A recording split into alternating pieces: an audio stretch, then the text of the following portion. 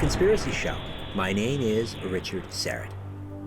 The Star Child skull may just be the world's most remarkable and mysterious relic. This highly unusual human-like skull was allegedly found in a mine tunnel southwest of Chihuahua, Mexico in 1930, buried alongside a normal human skeleton. The skull's morphology, including a round head, narrow jaw, extremely shallow eye sockets, and total lack of frontal sinuses, cannot be accounted for by any known combination of deformities. So, what is it? An alien-human hybrid? A hoax? Tonight, the Conspiracy Show investigates the relic known as the Star Child skull. We're about to meet the man who has been named the skull's caretaker by its owners. He'll explain why he firmly believes this skull is of extraterrestrial origin. He'll walk us through the seemingly startling results of the various DNA tests he's had performed. We'll meet the skull's owners, an unassuming retired couple from El Paso, Texas, and a craniofacial plastic surgeon who studied the Star Child skull for a year. And of course, we'll hear from our skeptic, who simply won't accept an extraterrestrial origin for this skull. That'll leave it up to you and me to try and make sense of it all. And friends, we just want the truth. Are you ready to follow that truth, wherever it leads? It is time to redefine reality. Genetic enigma or a human-alien hybrid? That's how cynical I am now about the process. Is it possible technology can alter weather patterns created by the deformation?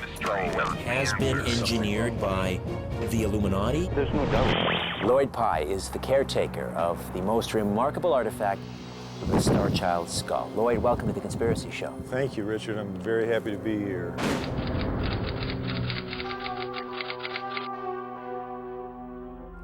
Describe the features of this relic. Well, the Star Child skull is a real true bone skull, very human-like, but not human. It has 25 major physical differences in it, starting with very shallow eye sockets, no sinuses, no frontal sinuses the way we have. All humans have brow ridges, it has none. It has inner ears that are twice the size of our inner ears. All humans, all primates really, have a knot back here where your neck connects to your skull. That's called an inion. The Star Child lacks one of those completely. In fact, there's no inion, there's a dent there. So the Star Child, while human-like, physically is clearly not human. Where did it come from?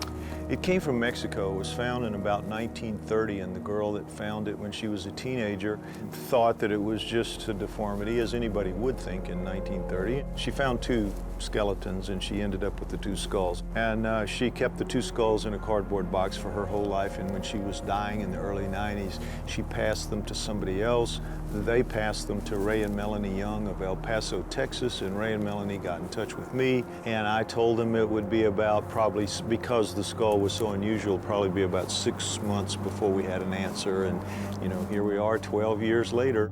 Dr. Ted Robinson is a plastic surgeon, and he studied the Star Child skull for 1 year.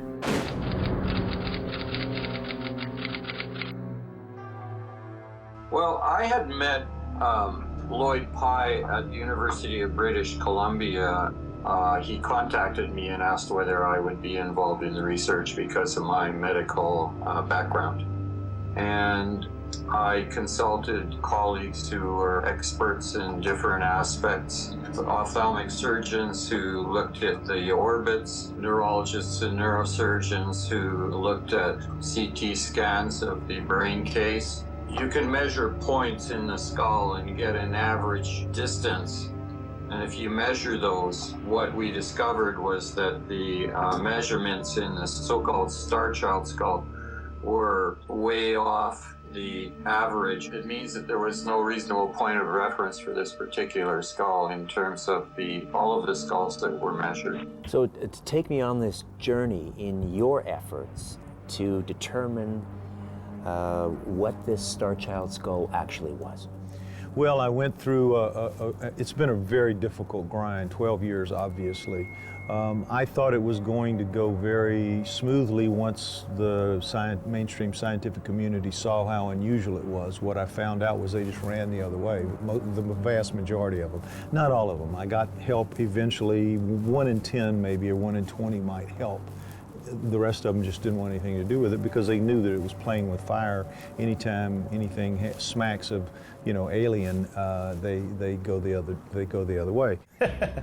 Well, as you can imagine, I'm skeptical of the alien hypothesis.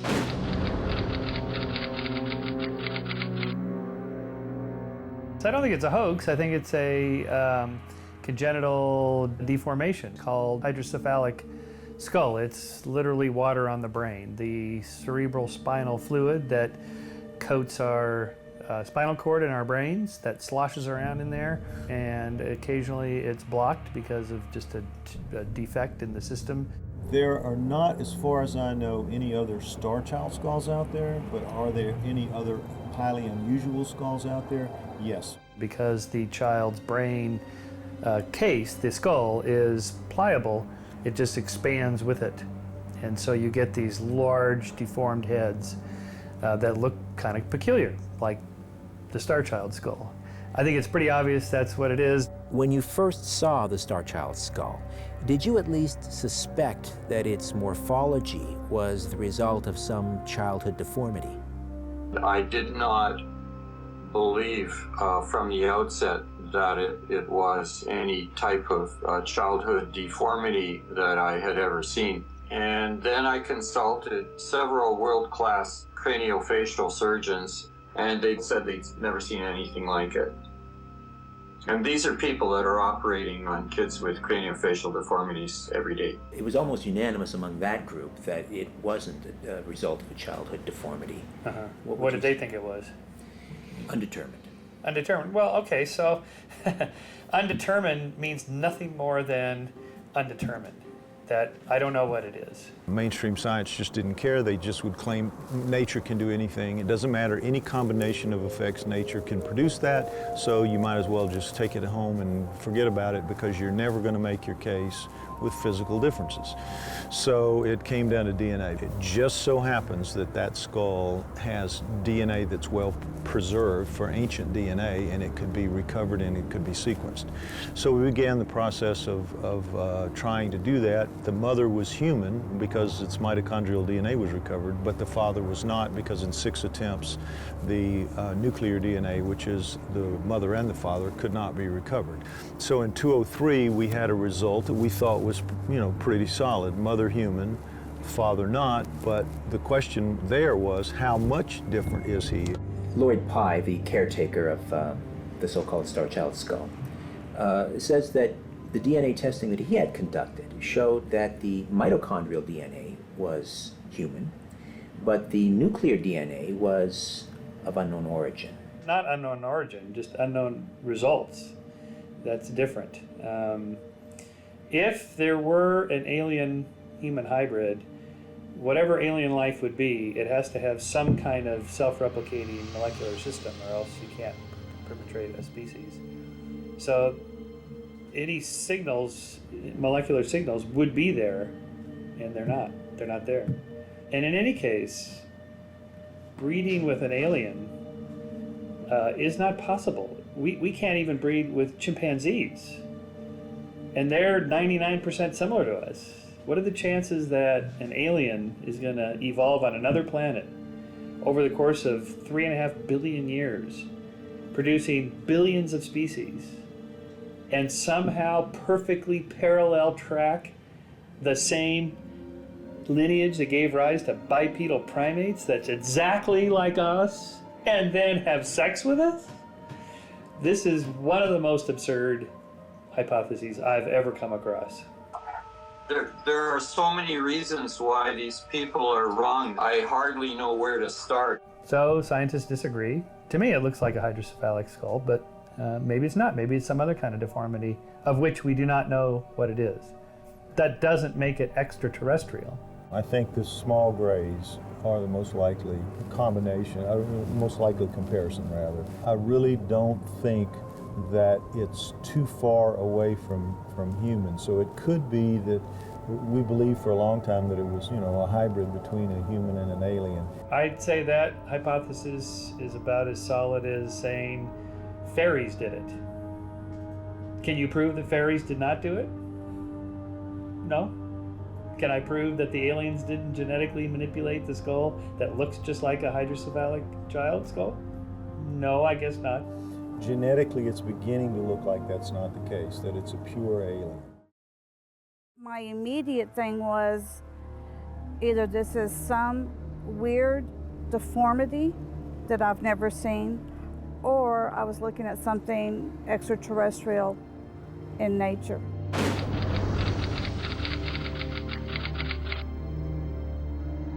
So how does a retired, semi-retired couple from El Paso, Texas, come into possession of what may be the most important relic the world has ever known? We had some friends, and one day the husband got a hold of Melanie and said, "Hey, I've got this strange thing in my closet or in my garage. Do you want to take a look at it?" There were two skulls, and one of them was completely normal. The other skull that came with it was totally misshapen. And I got a geneticist interested who worked for a big lab, and he said, he's the head of the lab actually, and he said, I think you might have something here. I'd like to test a sample and see what I can come up with. So some of the Star Child came back, and the NIH, it's called a blast report. The blast report would say, this is found on human genome 4 segments, such and such, pretty precise. It was very precise. But then other parts of it came back saying no significant similarity found in the database, meaning parts of the Star Child were not human. There's been DNA testing on it. The DNA came out human. Not partially human, completely human. It has an XY chromosome on its DNA. It is human, and that's all it is. Other mainstreamers, the more conservative mainstreamers, they said, well, you know, you can adjust a blast, you can adjust the gears for a blast test so that you can get back the result that you want. You can make it exclude things so that you'll get a reading of no significant difference if you want. And we wouldn't do that. We wouldn't cheat on something like this. Are you crazy? And they said, well, tell us who your geneticist is and we'll find out. Well, obviously that's the whole game, to find out who he is and get him fired, and that'll be the end of it. At what point did you decide to show this relic to Lloyd Pye? We had met a man named Joe Lewells, and he had told us one day, hey, the skulls, there's a man named Lloyd Pye coming to El Paso tonight to speak on his topic of human origins. He may be interested in looking at it. So we said, sure. So that night we met and went over to the hotel, and my paranoid me, I had it in the box kind of covered up, and we sat in the foyer and opened it up, and he looked at it and his mouth dropped. And so, strange but true, first thing we did was hand them over to Lloyd. Has there been any cost for the two of you, financial or otherwise? Oh yes. We've put out money. We've tried to help Lloyd. We paid for some of the first testing. We've had to, for the longest time, our children didn't even know that this was happening. And we did that for their safety. And, I've lost a very good friend over it. Why would this cause a schism between you and your friends? I used to own my own business. And by going public with this, was thought that it would interfere with the income of my business. Therefore, my employees were concerned that it would be an influence on them. So there were a lot of people that stood to lose had they been connected with me. And also there's a lot of people out there, including our friends, that aren't as open-minded. It's been 12 years of many ups and downs. Years, but I wouldn't have it any other way. 100 years from now, if everybody knows that Melanie and Ray Young had that skull, what a greater honor can that be? Mitochondrial DNA, it's like a circular thing. It's one of the best known aspects of human physiology is our mitochondrial DNA. All haplotypes, Neanderthal and Denosova, in all areas where there is absolutely no change at all, mitochondrial DNA is very strongly conserved. Where there's no change at all, in the Star Child, In one fragment there were 17 differences. In another fragment there was 8 differences. In another fragment there was 15 differences. You know, it's incredible. You could be in possession of the most important relic the world has ever known. How does that make you feel? You could be part of history. Blessed. Honored. We don't have a clue why, but we're honored to be able to. And we just want to do our best to make it come forward in the light that it should be.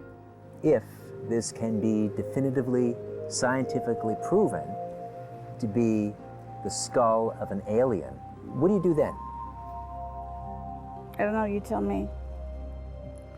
We're not sure. I'm at a loss. Well, what I think it means is that it begins the age of disclosure. You know, we've had the atomic age, the computer age, the space age, and I think it means a new age of human civilization, which is the age in which we come to understand that we are not the only game in the universe.